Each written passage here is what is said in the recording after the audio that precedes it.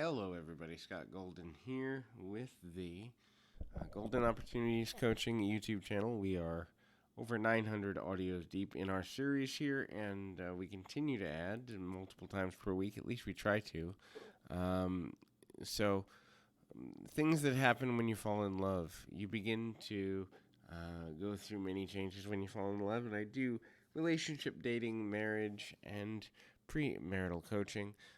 If that's you, if you're looking to kind of get to a place where you have better defined what you're looking for out of a partner, or if you're looking to get to a better place within yourself to be ready for partnership, would love to be of service to you. Please feel free to reach out at PO Perception or in the About Me section of this YouTube page. Either way, we're just going to get you in touch with our team and or with me, and we can go from there. So, some signs that you're falling in love. You begin to lose fear.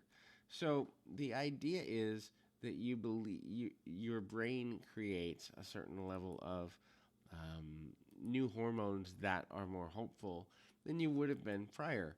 That translates to feeling like, hey, I can overcome this thing or these things over here, and I didn't think I could before. So your viewpoint of yourself and your ability to overcome emotional challenges and or things that you didn't before begins to rise.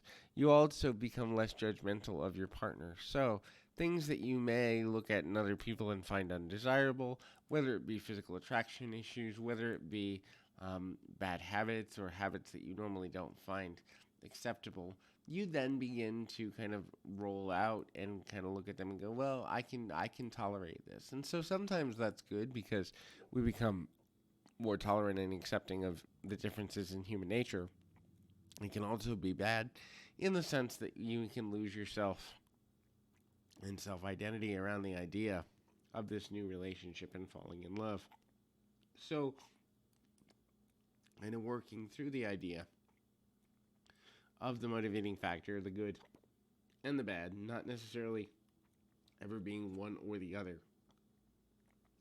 is valuable in a healing perspective and also to get the most out of relationships, no matter if they're long-term, short-term, medium-term, whatever they may be.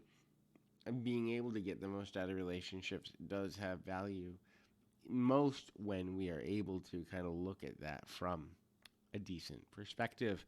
The next thing there is kind of looking at the idea of moving things forward and realizing that the action of falling in love is all about being willing to sacrifice, change, or modify behaviors and thoughts. And so, again, the idea of that change is neither good nor bad in and of itself, unless you're losing self-identity as a result. The desire to change things within yourself may come naturally as the love you have for this person grows. If you feel pressured to change, though, you're probably in an unhealthy dynamic. If you feel inspired to change and you're making the changes because it pleases you and the other person, you're more likely to be on a positive, progressive track. The next thing is misunderstandings will happen. And so you will begin to, have different value scores and things that matter to you as your values align, or at least you expand the things that you value. That will lead to difficulties where people misunderstand each other. And so the willingness to work through misunderstandings and find common ground again and talk things through and be as transparent as possible is important for both parties. And obviously the inability to do that may mean it's lust or control motivated rather than a loving situation. So your willingness to see other perspectives will show you how in love you are in some cases. The next thing is you realize that you are complete within yourself, but on the other side of it, you're a better person because of knowing this individual. I hate the phrase, he or she completes me, because that means if they decide to leave the relationship, if they pass away, if they become sick, if their desires change, if their needs change, then you're incomplete. And that is so disempowering. So It's better to say, I compliment this person and they compliment me, and we're better because we're in each other's lives and we flow naturally. When you get there, you live in a healthy space. When you get there, you live in a intelligent space. And so, that's kind of where that will play out. The next thing to look at there is your values again begin to align. Um, you know,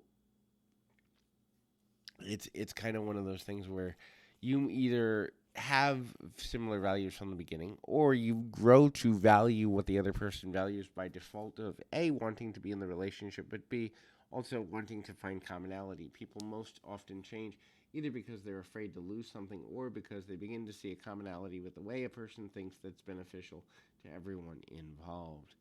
Um, and so that is totally cool from that perspective.